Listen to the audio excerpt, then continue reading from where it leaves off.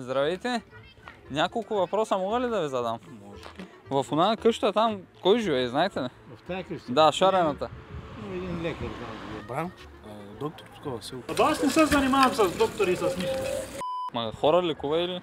Живот. Животни? Какви животни? Крави и кучета. Знаете ли кой живее в една шарената къща там? Доктора? Бранков. Какво чакаме? Бранко. Трети ден. Бранко винаги е бил рисков. Дори като пътуваме за друга държава, му казваме един час, че ще е по-рано полета, за да може да закъснем за него и да дойде точно.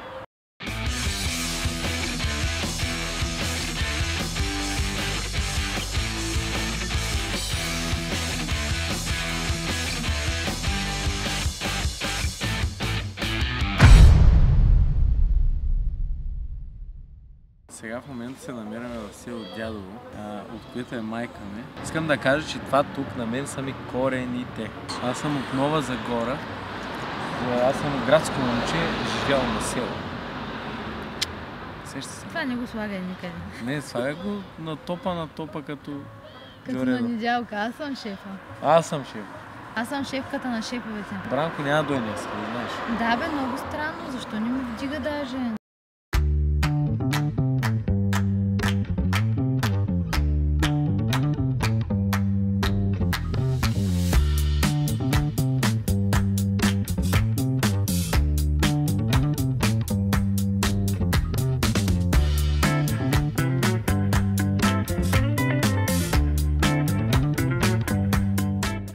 А те къде отиваш? Отивам на работа, Тео.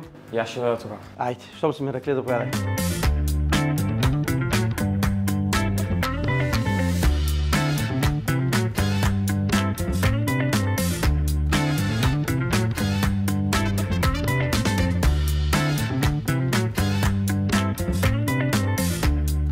Здравейте, аз съм Радимир Синапов. Какво ти е мнението за облеклото всеки път на доктора? Всеки път е жълт, червен, син, някаква модели. Абе си много рядко се вижда, ама жълт доста, защото има пари си огажда. Аз те и си мисля. Винаги е цветен и обича най-цветните цветове. Жълто, зелено, синьо. Готин човек. Много модерен, много стилен човек и обича шарен.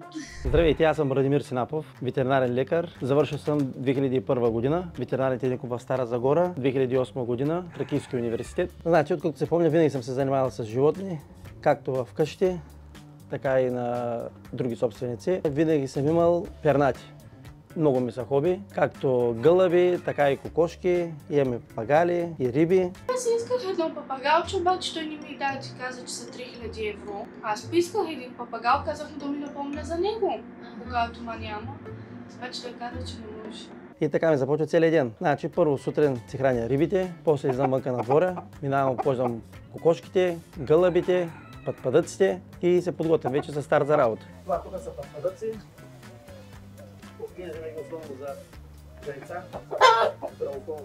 Във фермата може да ни поднесе различни изненади. Сега като отидем на место и ще видим. Предварително знам, че фермата е модернизирана, софтуерът е модерен и имам със сигурност животни за изкуствено осеменяване.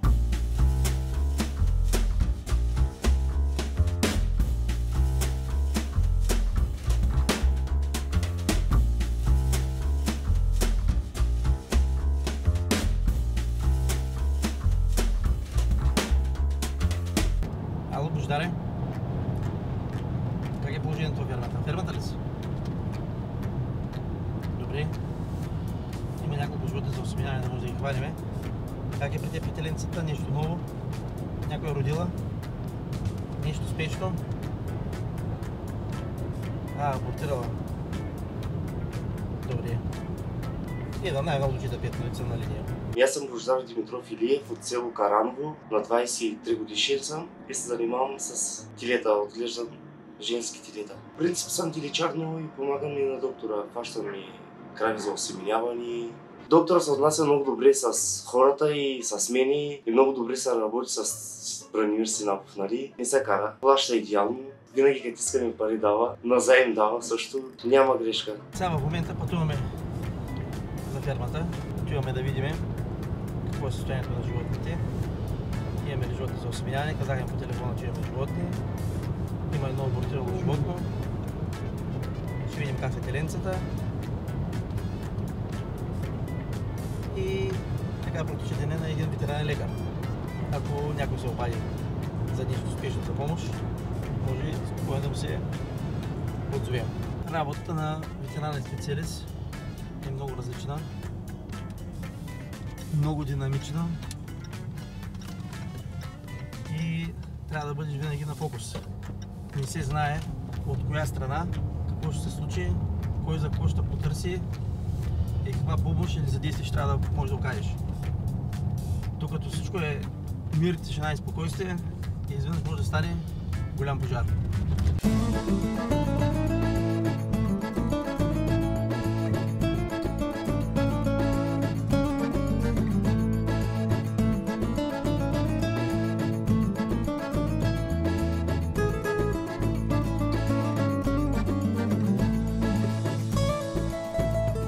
Докторът наистина няма грешка, бих оставила майтапа на страна. Много съм доволна от него. Не се държи само като шеф, а и като приятел. Добре си върши работата, лекува хубаво животните и много помага на работниците. Доктора винаги идва изтупан. Обаче, като влезе при края ти, обувала е нейните бутуши, свърши си работата, гъби се, парфумира се, обижи се и си гледа другите задължения. И аз искам да съм като него, ма не мога. Нямам пари, не мога да се огаждам. Как твоето семейство възприема работата ти? Много сложен въпрос. Мисля си, че още от самото начало, като се запознаме с моята съпруга, и стана ясно, че съм отдаден на работата. И работата ми е така, като ветеринарен специалист, че трудно, но не е невъзможно, но някак си ще трябва нещата да се съчетаят, както личния живот, така и професионалния. Както казах по-рано, пернатите ми са хоби, просто ми е хоби да се занимавам с пернати непрекъснато. Тъй, че като за домашни любимци съм си взел папагали, винаги съм бил с тях. Имах един женски от същата порода. Бяхме се привързали заедно, работихме, учихме, всичко правим заедно. Един слънчев ден възникна един проблем, рязах шум, папагала нещо гръмна, папагала излетя и само му видяхме опашката. Но любовта към пернатите си остана. На по-късен етап си поръчах други, мъжки и женски, от различни родители, по-късно да станат вече те възрастни родители. Тези са от Румъния и съм си ги взел месец септември, началото на септември. Вече почти 6 месеца сме заедно и чакам да пораснат още 2-3, почваме да се обучаваме вече да говорим. Жена ти как реагира на любовта ти към папагалите? Добре, че и сина ми. Той помага, той подкрепя. Иначе относно съпругата, като нямаме много време за личен живот и всяко едно отклонение при нея е проблем. Имаш проблеми, имаш работа за всичко, пък нямаш време за нас. От папагалите не ме е страх. Имах един случай, като бях малък, бях се окачил на рамото и ме охапа, но преодолях го този страх. Много обичам животни, имах си домашни любимци, имах си котки, кучета имах, занимавам се, храня ги. Ние работим заедно, както във фермата, така и в частния сектор. Каквото може да си помагаме, гледаме повече физически труд, физическата работа да извършвам аз. Тя извършва повече документална работа. Често казвам, тя работи във фермата, мисля, че 2 години по-напред от мен. Аз работех и в чужбина, тя работеше тук и после вече дойдох и аз. Дойдох от Македония. Господин Йордан Господинов Бабака каза, или идваш да работиш, или ти взимаме жената. И трябваше по някакъв начин да дойдем. Вече започваме 5-та година. Има още 13 дни, започваме 5-та година. Аз съм тук от 20 март. Как успяваш винаги да си спретнат, парфюмиран и добре облечен? Ами всичкото е до желание.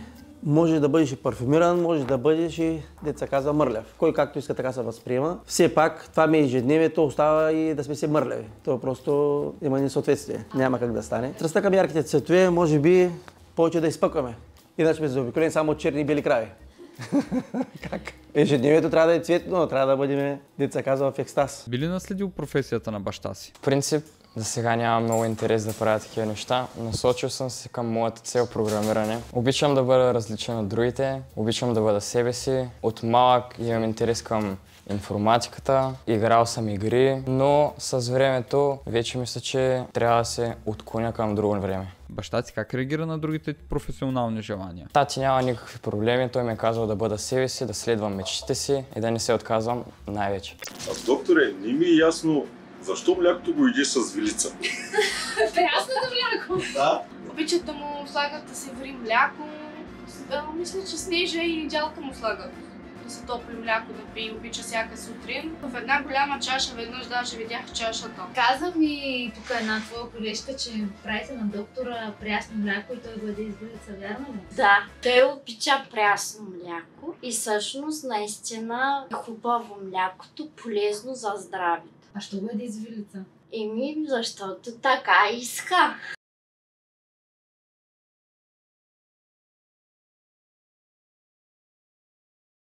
Вече сме на работа и е добре да направим една добра организация.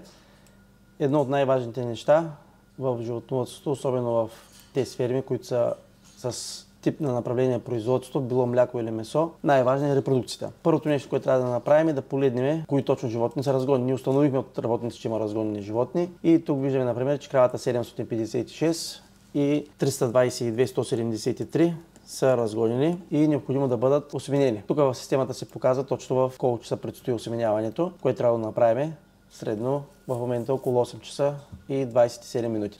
Софтуерът е актуален, има непрекъснат достъп с интернет и прави комуникация между животните и компютърът, в резултат на което ние получаваме дори и съобщение по телефона, кое животно, кога е разгонено и точно кога трябва да бъде осеменено. Освен, че трябва да извършим осеменяването на животните, знаем, че имаме спешен случай, абортирало животно, при което ще трябва да извършим един гинекологичен преглед. Като виждам в системата има и грешни групи. Т.е. някои от работниците не се свършва работата. Има 3 животни объркани, 2 животни от втора група и 1 животно от първа група. Трябва да бъдат 3 животни в трета, а те са с грешни групи. Съответно ние си ги записваме, отиваме долу при работниците и казваме кои животни, в кои групи и откъде трябва да отидат. Освен грешни групи, ни интересува дали имаме животни за пресушаване. Съответно тук виждаме, че следващото животно за пресушаване е след 7 дни, т.е. нямаме в момента спешно актуално животно за пресушаване и проследяваме има ли животни за раждане. В момента от софтуера виждаме, че има едно животно за раждане най-евентуално утре.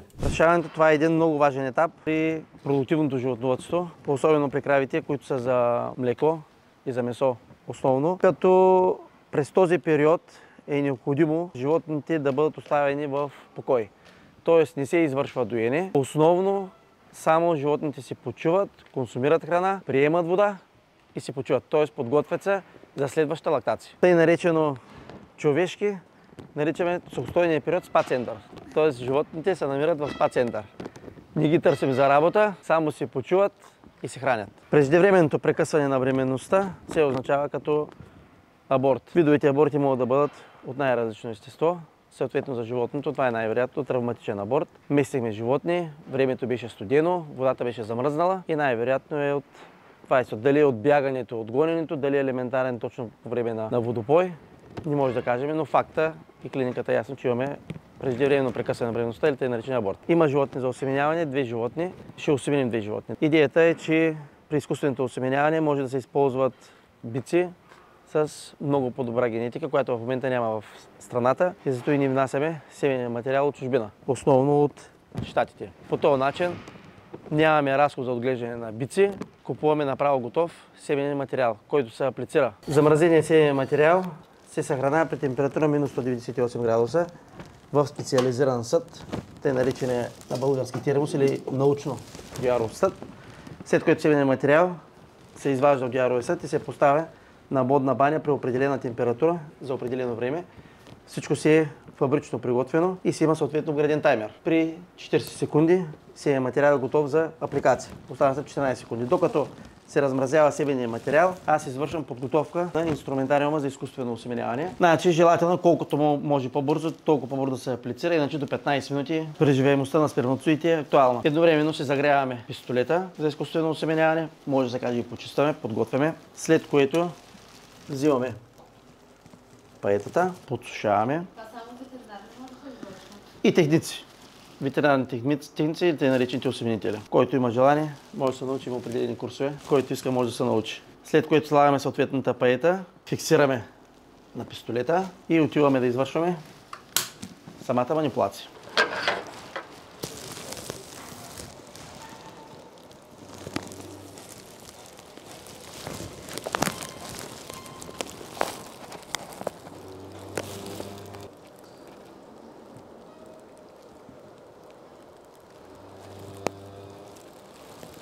Това не е болезнено за кравите, дори им доставя удоволствие.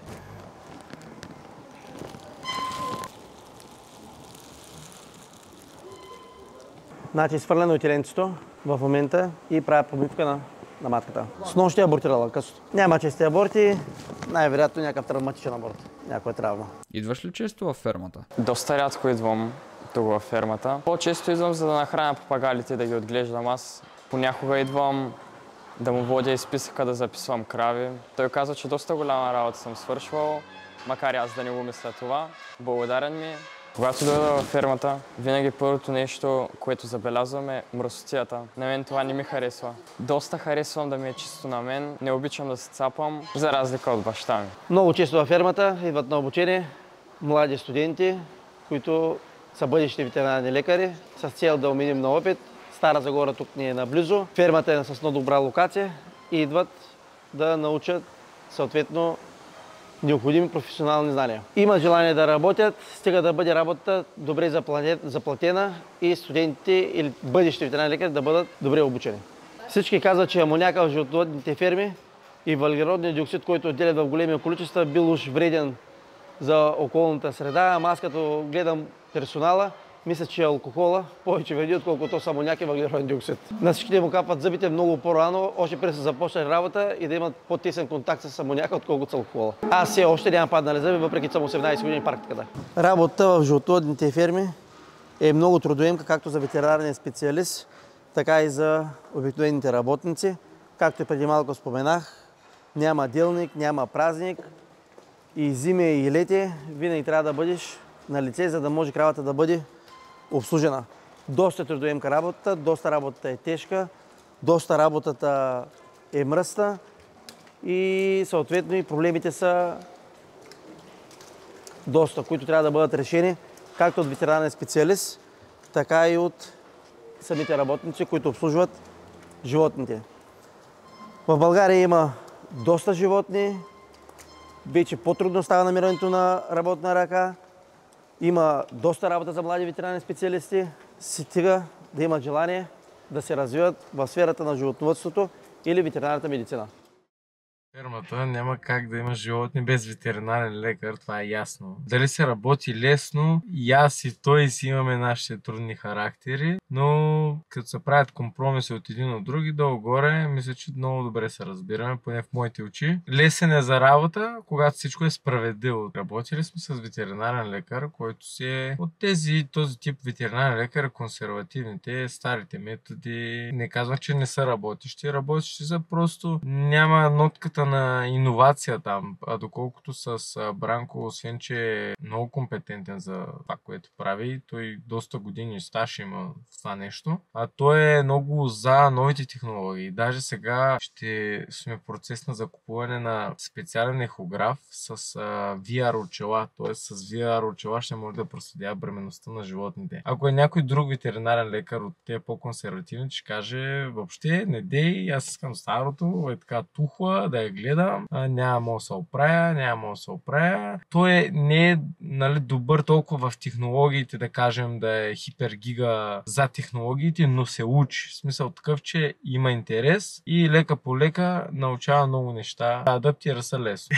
Както викаше жена му, викаше, ти си много консервативен, защото той чете само една единствена литература и тя е за кравите. В смисъл такъв за преживни животни. Не обича други литератури. Драми, такива някакви Стивън Кинг и тем подобни книги, не обича, че той си е консервативен, иска само в тази сфера да развива. В офиса, където е на фермата, дори в момента, ако отидете, има за хранене, за произвеждане на груби фуражи, има за нотиотехнология за земеделието, така че той си намерил призванието в живота, така е почнал и така ще завърши с земеделие, животновъдство и така нататък. И когато има такъв отдаден човек, силно отдаден човек, просто няма как нещата да не му се получават. Той вдъхновява ли? Много вдъхновява, ако ще вдъхновява. Ме вдъхновяват много хора. В смисъл, много велики хора умове и той ме, по-скоро той ме развива, как да кажа. Помага ми да асимилирам много неща в животновъдството от различна перспектива, различна гледна точка, която ако съм бил сам, никога няма да стигна до нея. Той има много критично мислене за тези неща и това критично мислене много помага в нашия бизнес. И да, той ме научи да мисля критично за самия бизнес и това нещо ми носи много, и не много, ми само дивиденти ми носи. А помага ли ти в трудни моменти? Житейски.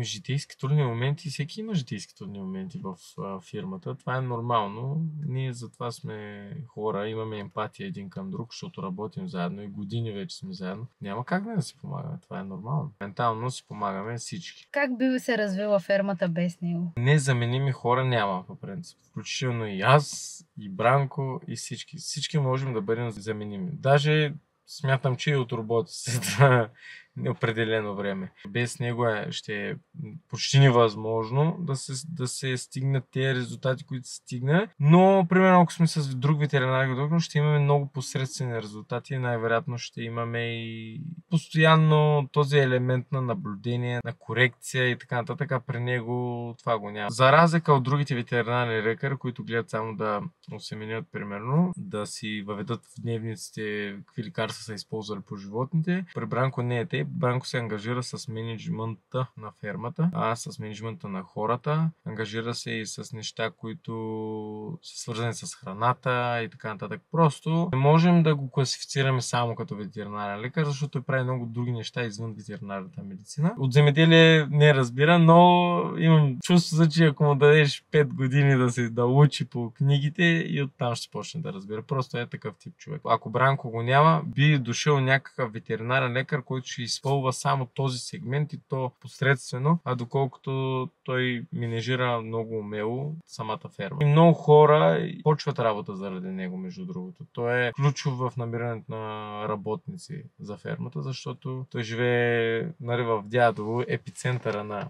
махалата, както се казва. И постоянно го търсят за работа, за помощ. И той е такъв отзивчив човек, който никой не би върнал някой. И може би това нещо кара хората да му споделят. Както казаше един мой приятел, Бранко е абстрактна личност. Буквално има всички цветове, не само на дъгата, всички палитри са по него, в него, извън него, покрай него, което няма нещо лошо. Странен е, аз много пъти съм му казвал, че странен не е за нормалните хора и за нормалното общество. Никой не го разбира. И аз също не го разбирам, но тая странност, той се чувства прекрасно, продължава да го прави и аз нямам никакъв проблем с това нещо. Просто е интересна, колоритна личност, която се струва да се види.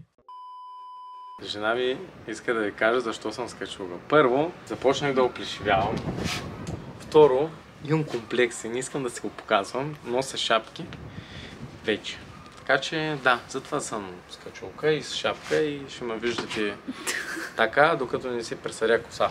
Доктора е много странен човек. Иска да става поп, да напусне животновъдството, който му харесвал да става поп. Не знам защо. Пишете в коментарите защо. Да, и пишете на коментарите доктора да се сменили визията. Или розово, или синьо. Коментирайте да видим.